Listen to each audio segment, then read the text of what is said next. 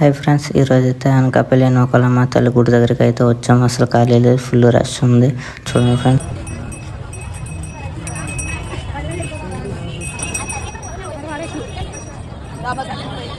బయట నుంచి అయితే లోనికి రావడానికి 2 గంటలు అయితే పట్టింది. ఇంకా చాలా టైం పట్టేది. అంగుంటి గుడి అయితే అక్కడ ఉంది.